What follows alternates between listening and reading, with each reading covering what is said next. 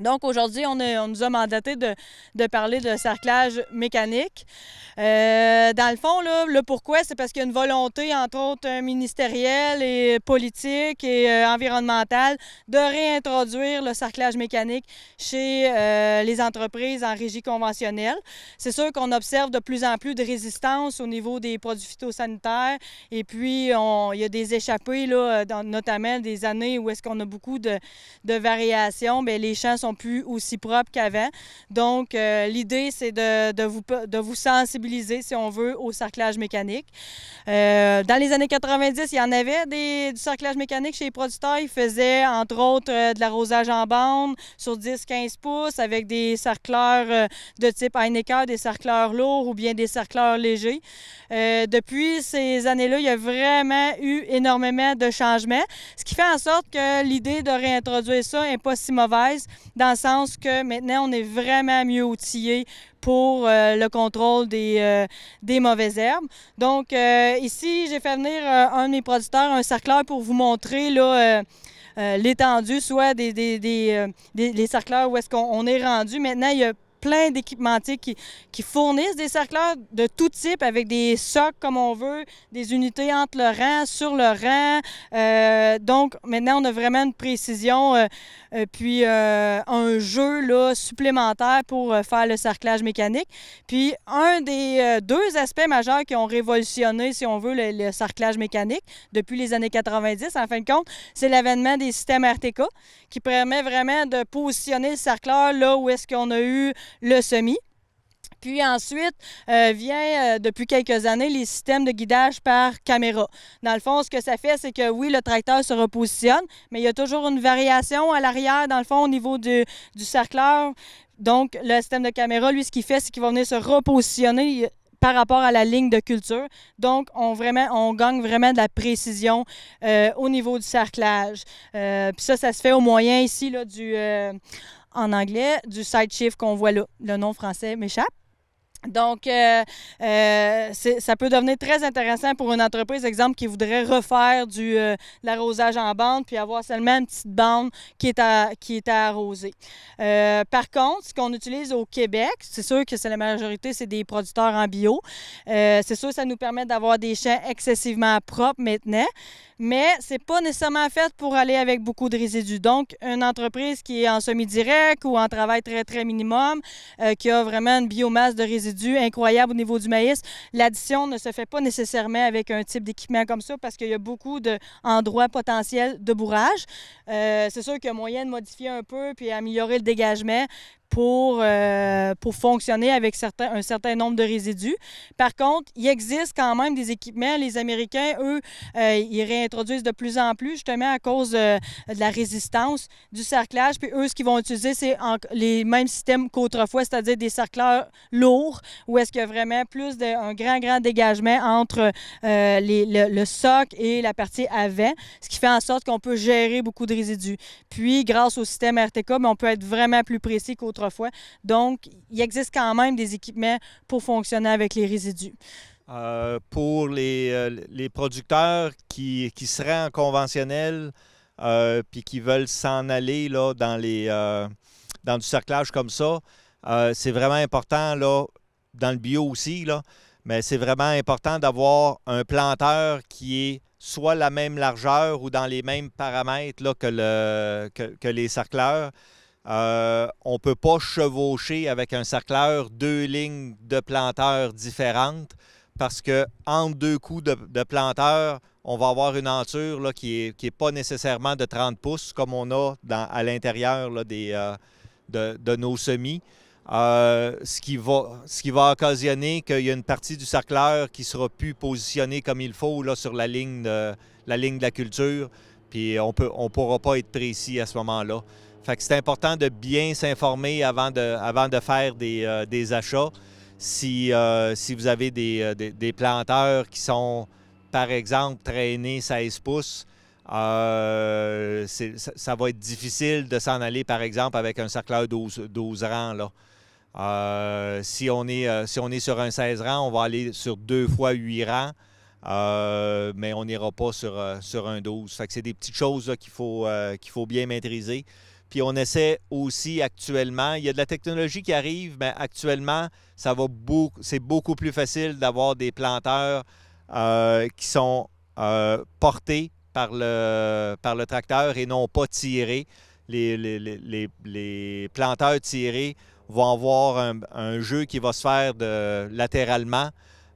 Puis la ligne GPS qu'on va avoir faite avec le tracteur ne sera pas en ligne avec notre culture en arrière. Fait que c'est important actuellement de rester avec des planteurs qui sont portés.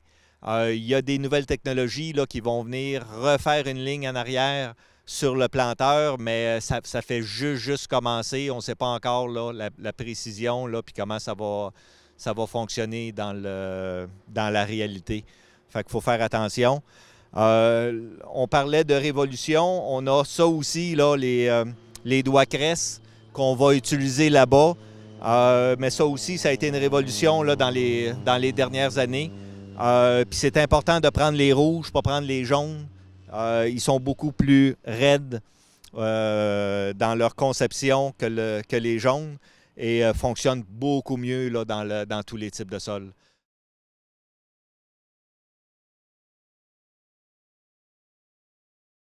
On vous présente deux équipements de sarclage aujourd'hui. Il en existe d'autres, mais on pourrait dire certains principaux équipements. Fait qu'ici, on a le peigne ou la SC-Trille. Cet équipement-là, c'est vraiment un équipement essentiel quand on parle de désherbage mécanique. On peut l'utiliser à multiples sauces et de façon assez... dans le fond, l'effet au niveau des mauvaises herbes est assez significatif. Comme je vous disais, c'est sûr que c'est pas un appareil de dernier cri. Maintenant, les peignes, la plupart des entreprises, ils ont des peignes de plus grande envergure. Là, on parle de 30 pieds, 40 pieds au niveau de la largeur. Ils sont majoritairement équipé d'un système hydraulique, ce qui fait en sorte que le producteur, à l'intérieur de son tracteur, il est capable de varier l'angle des dents, soit de l'avant vers l'arrière. Donc, si un champ, il y a une variation, entre autres, de type de sol, puis il passe, exemple, de l'argile au sable, à la terre noire, mais il peut jouer un petit peu sur son angle, puis modifier son agressivité. Ensuite de ça, depuis cette année, un peu l'année passée, puis majoritairement l'année prochaine, il y a des nouveaux peignes qui vont arriver, qui sont des peignes à pression constante. Dans le fond, c'est pas le même principe, c'est pas des sections, c'est vraiment tout le peigne qui est contrôlé. Chaque dent a son propre système de pression, ce qui fait en sorte que quelqu'un, exemple, qui serait sur une culture sur billon, à la fois, le peigne, il va avoir la même pression que ce soit sur le dessus du billon ou dans l'entre-billon. Donc, ça permet de corriger des imperfections au niveau du champ. Puis ça permet d'avoir une fonctionnalité beaucoup plus précise au niveau là, du peigne. Donc, les équipements sont sans cesse en révolution, puis on peut sans cesse avoir un effet meilleur là, sur les mauvaises herbes. Donc, pour ce peigne-là, ce qu'on regarde quand on veut ajuster un peigne, on va regarder trois types d'affaires différentes. On va regarder l'angle d'attaque de la dent. On va regarder la pression qu'on met au sol. La pression va s'ajuster au moyen des roues de profondeur ici. Donc, plus on lève la roue de profondeur, plus on va exercer la pression sur le ressort. Donc, plus on va être agressif. Puis après ça, la finalité de l'ajustement, c'est la vitesse d'avancement. Donc, plus on va vite, plus on va être agressif. Moins on va vite, moins on va être agressif. Fait que dans le fond, là, un élément principal, c'est vraiment l'angle d'attaque. Fait que, dans le fond, si vous avez consulté les références qui ont été produites, entre autres, autrefois par Yvon Deauville, souvent, ce qui était véhiculé, c'est, bon, quand on ajuste un peigne puis on le met avec des dents droites, on va être très agressif. Et si on couche les dents, on est plus doux pour la culture. Fait que, dans le fond, si vous avez lu ça, ben c'est pas vrai.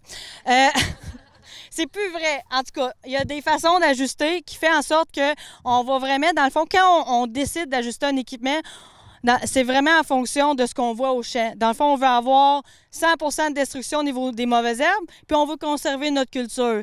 Donc, on veut avoir le meilleur effet pour les mauvaises herbes tout en ayant une culture qui est viable. Puis, on veut s'assurer que notre passage est efficace aussi au niveau des mauvaises herbes puis au niveau de la vitesse d'avancement. Donc, généralement, dans quasiment 75 à 90% des cas, on va ajuster la dent plutôt droite comme ça. Parce que cet ajustement-là, ce que ça fait en sorte, c'est que le soya va rester droit. il ne sera pas couché. Tandis qu'un ajustement plus couché, ce que ça fait, c'est que ça va coucher la culture, puis souvent, ça va faire plus des bosses qui va faire en sorte que ça va enterrer la culture. C'est pas ce qu'on veut. Fait que généralement, on va l'ajuster plutôt droit, puis on va vraiment ajuster, entre guillemets, notre agressivité avec les roues de profondeur. On ne cherche pas à creuser très creux quand on fait du cerclage. On cherche vraiment seulement à venir déloger les mauvaises herbes puis avoir un effet. Ce qui est véhiculé souvent, c'est qu'en régie biologique, on va vraiment travailler puis on détruit la structure du sol, tout ça, mais c'est pas l'objectif. Souvent, on s'accorde vraiment sur la zone d'humidité. D'abord, qu'on déloge les mauvaises herbes puis qu'on fait notre travail adéquatement là, pour leur contrôle. Fait que souvent, on l'ajuste vraiment de cette façon-là. Donc, on garde vraiment la culture, dans le fond, on la garde droite. Ce qu'on parlait tantôt, la gestion des résidus, c'est sûr qu'un peigne comme ça, puis les résidus, ça ne va pas nécessairement bien ensemble parce que ici on voit un angle, puis quand il y a beaucoup de résidus, bien là, ça crée une zone de restriction, ce qui fait en sorte qu'on peut avoir du bourrage. On a un producteur qui fait du travail minimum. Lui, ce qu'il a fait, c'est qu'il a vraiment coupé ses dents pour avoir seulement une dent à angle droit, ce qui fait en sorte qu'il y a un meilleur dégagement là, avec la vitesse. Ça lui permet de circuler, puis il n'y a pas cette zone de restriction-là. Mais c'est sûr qu'un peigne va fonctionner vraiment dans des champs où est-ce qu'il y a très peu de résidus. Sinon, bien, ça va créer vraiment du bourrage. Donc, on serait prête à quasiment y aller.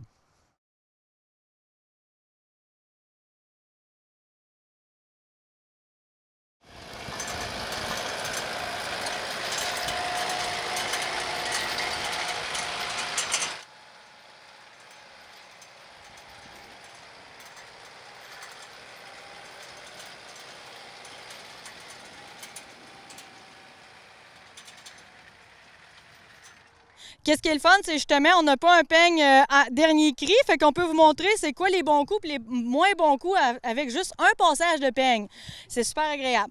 Fait que dans les faits, quand on passe, justement, quand je parlais de faut pas que les dents soient le plus droit possible, c'est simplement que c'est ça. Quand ils sont couchés, c'est vraiment ça que ça va faire. Puis ça, on souhaite pas ça. Dans le fond, là, on essaye vraiment de passer au maximum droit. Quand c'est droit, la dent va vraiment dévier. Puis l'objectif, c'est vraiment d'aller chercher, là, dans tous les types de cerclage, c'est vraiment d'aller chercher cette zone-là. C'est sûr que l'entre-rang, on est toujours capable d'aller le chercher avec des cercleurs à pattes, tout ça. Ce qu'on vise vraiment, l'entretien, c'est vraiment la zone, là, 3 pouces de chaque bord de la culture. Fait que notre peigne, faut qu'il vienne passer puis qu'il vienne nettoyer vraiment adéquatement vis-à-vis de la culture. Donc, le peigne, tantôt, on a observé qu'il y avait comme une section de plus croche. Ce que ça fait, c'est que là, les dents n'étaient pas dans un bon angle. Fait que là, à ce moment-là, on peut créer de la destruction. On ne veut pas nécessairement... On somme plus fort un peu en bio, mais maintenant qu'on est tellement bien outillé, on est capable de sarcler sans avoir de destruction. Donc, on vise des fois 1-2 %, mais on est capable de ne pas créer de destruction. Donc, il faut ajuster l'équipement pour être fonctionnel sans détruire la culture. Donc, mais on peut quand même, là, supposons qu'un producteur, il passe le peigne, puis il travaille, puis là, ça vient quand même enterrer la culture. C'est pas grave, tant qu'on voit une ligne. Dans le fond, là...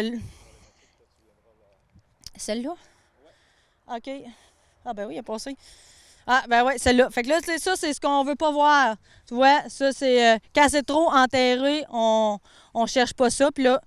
Aussi, ce qui peut se passer dans des sols qui sont, on ne l'a pas vraiment expliqué là, tantôt, mais quand les sols sont vraiment raffermis comme ça, il y a certains types de peignes qui peuvent se créer des couloirs préférentiels, ce qui va faire en sorte que, malgré le fait qu'il y ait une distance entre chacune des dents, les dents peuvent s'aligner où est-ce qu'il y a l'unité de semis, puis ça peut créer des dommages un petit peu comme ça. Donc, il peut y avoir 2-3 dents là, qui prennent un couloir préférentiel, puis là, ça va créer une perte. Fait que ça, à ce moment-là, il faut réajuster ou s'il y a trop de pertes par rapport à ça, surtout à un stade comme ça, on va choisir un autre équipement à la place. On ne fonctionnera pas avec le peigne. Aussi, dans la théorie, ce qu'on dit, c'est qu'on ne peut pas passer au stade de cotylédon. Nous, on fait passer là, à partir du moment que c'est vert, comme ça. Que deux cotylédons, là, on va montrer des plus beaux à l'écran. supposons 2 cotylédons en verre, comme ça, à la minute qu'il est déployé, là, le peigne, il va très, très bien. On ajuste, puis on peut passer. Quand il y a des situations critiques, supposons que, bon, il annonce la pluie le lendemain, et puis on a une pression de mauvaises herbes, puis le soya serait au stade crochet. Encore là, au stade crochet, on dit toujours qu'on ne passe pas avec un peigne, mais avec les années, nous, on a observé que quand le crochet il est vraiment vert, pâle, là, il est très, très sensible, effectivement, puis il est cassant. Mais aussitôt que la tige du crochet, elle a pris sa couleur mauve et puis que les feuilles des cotylédons sont vertes, la résistance, elle vient là au niveau du soya, ce qui fait en sorte qu'on peut passer avec le peigne. Il faut toujours regarder le gain, le bénéfice qu'on a par rapport au cerclage versus la perte. C'est sûr que si on fait essayer le producteur puis on voit qu'il y a une perte de 25 % au niveau du soya, on oublie ça. On laisse faire puis on ne fait pas d'intervention. Mais quand on voit qu'on peut avoir une intervention adéquate, on fait passer. Au niveau des stades là, de passage du peigne, on fait passer le stade le plus primordial, c'est vraiment suite après le semis. Donc, on va passer à peu près 3 à 5 jours après le semis. Puis au niveau de la profondeur d'intervention, c'est à peine un quart de pouce au niveau de la semence. On vient vraiment mettre la banque de mauvaises herbes à zéro, puis on passe à peine au-dessus de la semence ou au-dessus du germe s'il y a un germe, ou au-dessus du cotylédon, au-dessus du crochet s'il y a un crochet, exemple. Simplement, si on dit qu'on fait une intervention, puis on va à 1/2 pouce, puis la semence, elle a été plantée, exemple, à 1 pouce, ce qui va faire en sorte qu'on n'aura pas notre avancée. Toutes les mauvaises herbes qui vont germer en dessous de ce demi-pouce-là, ils vont partir, puis on n'aura pas de différentiel. L'objectif, quand on fait un cerclage, c'est toujours d'avoir un différentiel entre la culture et la mauvaise herbe. Puis un des meilleurs passages, c'est en pré-levé. Puis en post-levé avec le peigne, bien c'est ça, c'est à partir du stade cotylédon jusqu'à une certaine hauteur. On peut passer aussi longtemps que la culture le prend. Mais avec les avancées, on va l'expliquer tantôt, les doigts cresses, tout ça, on privilégie souvent un cercleur versus un peigne, mais ça dépend tellement des conditions.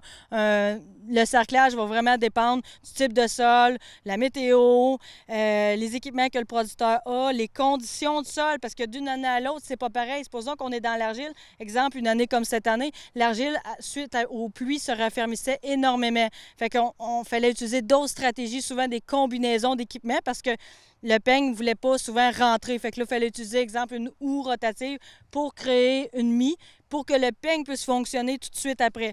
Donc, il faut vraiment composer avec toutes sortes de paramètres pour arriver à notre fin.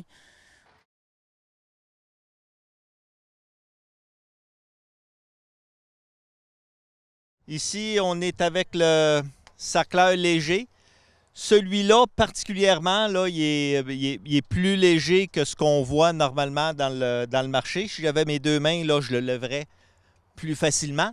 Mais un peu trop léger là, pour des sols argileux qui pourraient devenir, surtout en arrière des roues de tracteur, un peu plus tapés. Là, quand il est trop léger, il ne pénétrera plus dans le sol, puis on va avoir des problématiques.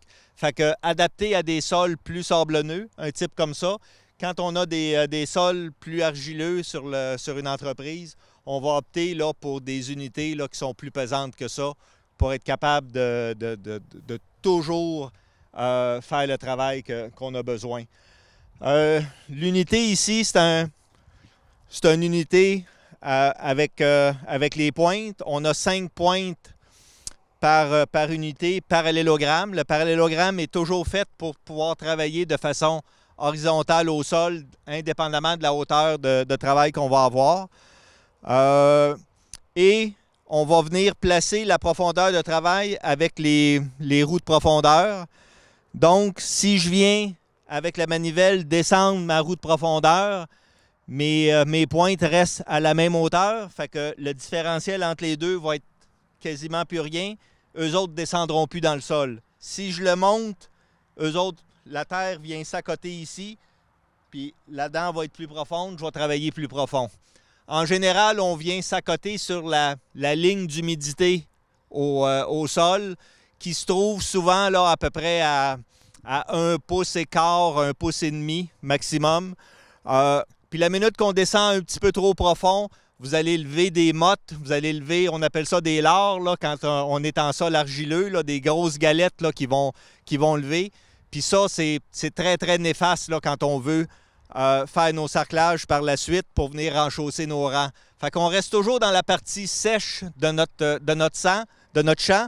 Puis les pointes servent à désherber l'entre-rang, mais ils servent encore plus à se former de la mie qu'on va utiliser pour venir désherber le rang de la culture, le rang de soya, le rang de maïs. Fait que ça, c'est important pour venir travailler à la bonne hauteur. Les autres équipements qu'on a dessus, les protecteurs de rang, quand on commence les premiers coups avec les sarcleurs, normalement, on va commencer un peu plus jeune que ça. À la première trifoliée, on descend ça à terre pour pas que les pointes qui sont collées sur le rang viennent enterrer notre rang. Fait qu'on les descend à terre. Sur la plupart des équipements, c'est des tôles. Celui-là, il descend à terre comme celui-là, où il est levé dans les airs. C'est on ou off. Puis souvent, on a besoin de la monter juste 1 pouce ou 2 pouces là, pour laisser passer de la terre pour rapprocher sur notre rang. Fait que c'est plus facile de fonctionner avec les tôles où on a vraiment là, des hauteurs qu'on peut ajuster l'équipement. Et l'équipement qui vient finaliser notre travail au niveau du rang, c'est vraiment les doigts cresse. Il y a une dizaine d'années, on se servait vraiment des pointes. C'est les pointes qui venaient, qu'on allait à une certaine vitesse, puis on envoyait de la terre sur le rang. Cette terre-là était déplacée à la vitesse de l'avancement du tracteur, puis faisait souvent coucher notre culture, particulièrement dans le maïs. Maintenant, on déplace la terre à l'aide des doigts cresse. Puis les doigts cresse, ils ont la particularité de ramener la terre sur la culture, mais de façon très, très douce. Ils ne feront pas plier notre culture, ils ne l'enterreront pas. On va juste venir renchausser tranquillement avec cet équipement-là. Puis ça fonctionne vraiment très bien. Il y a plusieurs façons de les ajuster, ces doigts-là. On peut les mettre écartés comme ça, la culture passe au centre, ou on peut les mettre vraiment croisés les uns dans l'autre. Puis on va avoir une action différente sur le sol qui va être transportée. Lors des premiers passages, ce qu'on veut, c'est vraiment venir renchausser notre rang. On les place vraiment écartés comme ça. Si on a une belle mie au sol, on va se former un beau petit billon. Dépendamment de la pression qu'on va mettre sur les doigts cresse, on voit qu'il est ajustable à l'autre bout. Dépendamment de la pression qu'on va mettre, on va faire une hauteur plus ou moins haute. Fait que, et il y a la pression et la vitesse qu'on va avoir au champ. C'est ça qui va déterminer la hauteur du billon qu'on va avoir, puis on va s'ajuster en fonction de la culture. Des fois, on va rouler à 6-7 km/h dans les premiers passages, puis on va monter jusqu'à une douzaine de km/h là, plus tard dans la saison. Ça, c'est l'ajustement pour le maïs soya, premier passage. Quand on tombe dans les autres passages, le maïs va rester comme ça. On ne rentre jamais les doigts cresse dans le maïs. Il est trop feuilluette. Il va se coucher puis il n'aime pas être touché. C'est un bébé, le maïs. Le soya, lui, on va venir croiser les doigts. On voit que le soya, ça a le corps raide très tôt en saison. Fait que lui, il accepte beaucoup là, de se faire rentrer dedans un peu là, par les équipements. Puis on perd vraiment rien en faisant ça. Fait qu'on va être capable de venir vraiment désherber, surtout si le billon a bien été formé. On marche dans du mou, on vient tasser tout ça avec les doigts cresse. Ça va arracher beaucoup de mauvaises herbes très facilement. Fait que ça fonctionne très bien à ce stade-là, les deuxième et troisième passages avec l'équipement. L'autre avantage qu'on a, vous voyez les dents de métal qui sont en dessous. Les dents de métal, c'est excessivement agressif où ils passent. Fait que tout ce qui va passer, puis quand on les croise, il n'y a plus beaucoup de distance entre la culture et les doigts de métal. Fait qu'on vient chercher là, des mauvaises herbes qui sont échappées, qui sont très près là, de notre rang. Puis on les voit très bien dans le champ. Là, on peut aller chercher des mauvaises herbes de 4-5 pouces de haut. Puis les dents de métal viennent chercher ça. Ça implique par contre qu'il n'y a plus beaucoup de distance, il faut être très précis. Ça prend le GPS, ça fonctionne bien au GPS. Si on n'est pas au GPS, ça prend un bon œil comme on a avec notre conducteur là. Mais à la fin de 8 heures de travail, il y en a son casse. Fait qu'on travaille en général avec le GPS quand on a ça. Puis si on veut être plus serré, comme on voit ici, on peut aller encore plus serré.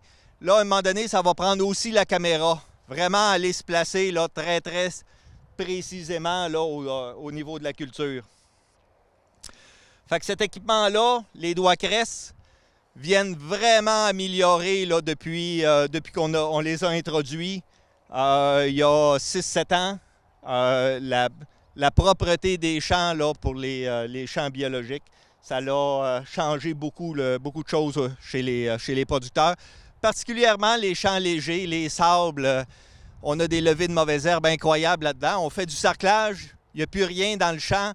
Une journée après, on voit tout de suite là, la levée des mauvaises herbes qui recommence. Fait que c'est très facile là, dans ces champs-là. Avant ça, les champs très légers, c'était tout le temps très sale en biologique.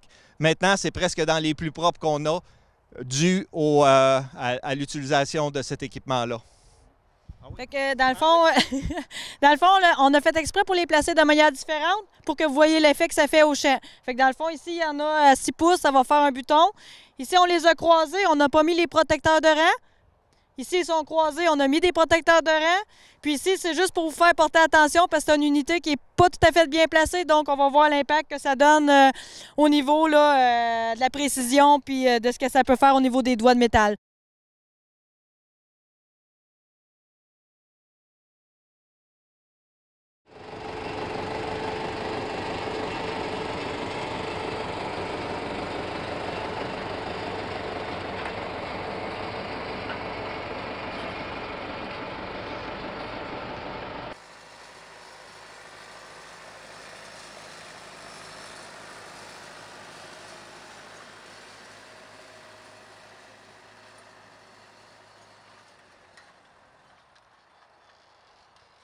Dans le fond, vous voyez, il y avait 4 façons là, de l'ajuster.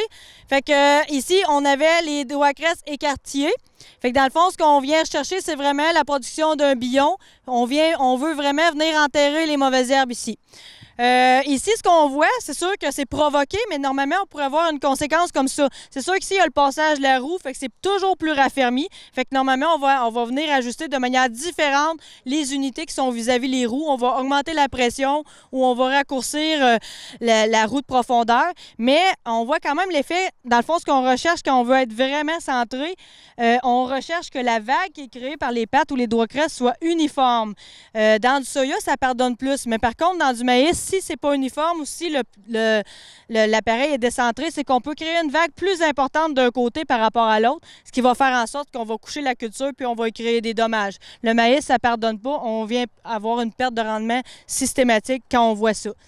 Ici, on avait mis les protecteurs de rang, mais il y avait les doigts croisés. Fait que ce que ça a fait, c'est qu'au niveau des protecteurs de rang, dans le fond, la terre elle a été arrêtée de part et d'autre où est-ce qu'il y avait les protecteurs de rang. Ce qui fait en sorte, là, on ne le voit pas, mais dans une situation en bio, ce qu'on verrait, c'est des mauvaises herbes non enterrées ici. Fait ça, c'est ce qu'on veut pas. Quand on voit ça, on va dire au producteur, recommence ton passage, parce qu'on veut vraiment venir porter de la terre puis enterrer au maximum, ou on veut venir minimalement arracher là, quand les doigts Crest ils sont croisés. Alors qu'ici, c'était vraiment l'unité, on le voit un petit peu moins, mais vu qu'il se décentrait, bien, il y a de la perte. Ça, on ne cherche pas à avoir cette perte-là. C'est que dans le fond, l'unité, elle bougeait latéralement, ce qui fait en sorte que les doigts de métal ont accroché de part et d'autre, puis là, on vient détruire la culture, fait qu'on ne cherche pas ça. Quand on fait un ajustement, on fait en sorte d'avoir vraiment, on vise 100% là, chaque unité bien ajustée.